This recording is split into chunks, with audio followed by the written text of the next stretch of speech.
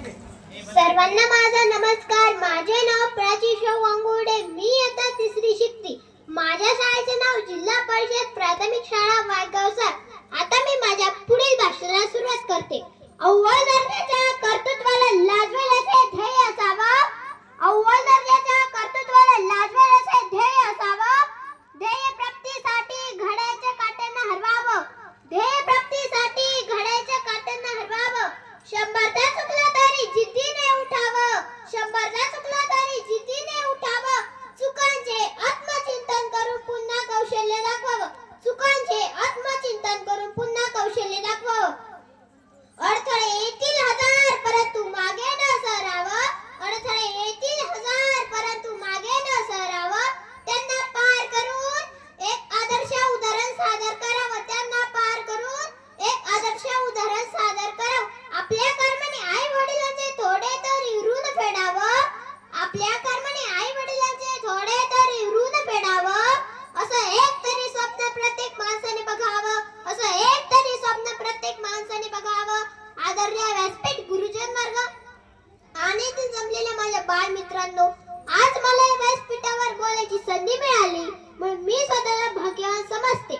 मित्रांनो, प्रत्येक माणसाच्या आयुष्यात स्वप्नांना खूप मोठे स्थान असते.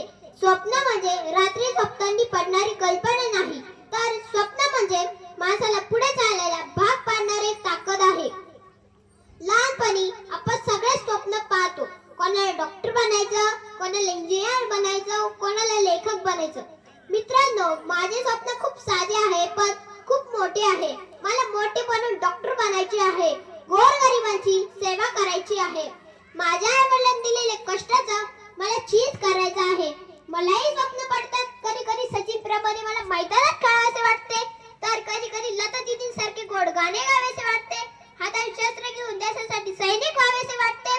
वाटते माझा पंख लावून या भात उंच उंच जावे. वाटते माझा पंख लावून या भात उंच उंच जावे. उंचीवरच्या अद्भुत जगातून खाली डोकावून पाहणे.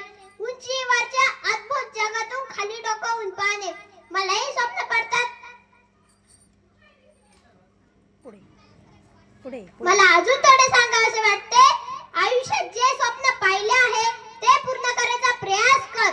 एक वेळेस हरलास तरी चालेल पण त्याचा पाठलाग कर. स्वप्न पूर्ण करायला फक्त इच्छा पुरेशी नसते, त्यासाठी मेहनत करावी लागते. रोज अभ्यास करावा लागतो. मैत्रिणी खेळायला जात असताना आपल्याला अभ्यासाला बसावे लागते. कधी गुण कमी येतात, कधी यश मिळत नाही, पण खरा विद्यार्थी तोच असतो जो अपयशानंतरही उभा राहतो. मित्रांनो, अपयश म्हणजे पराभव नाही. अपयश म्हणजे शिक्षण आहे. जे अपयशातून शिकतात तेच पुढे जाऊन यशस्वी होतात. जर थॉमस एडिसन अपयशाला घाबरला असता तर आज आपल्याला दिवा मिळाला नसतं. जर छत्रपती शिवाजी महाराजांनी संकटांना घाबरून स्वराज्याचे स्वप्न सोडले असते तर आज आपण अभिमानाने इतिहास सांगू शकले नसतो. माझे स्वप्न मला रोज सांगतात, मेहनत कधीच वाया जात नाही. माझे स्वप्न मला शिस्त शिकवतात. वेळेवर उठणे, वेळेवर अभ्यास करणे, शिक्षकांचा आदर करणे.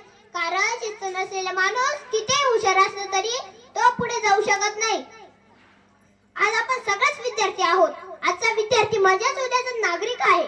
म्हणून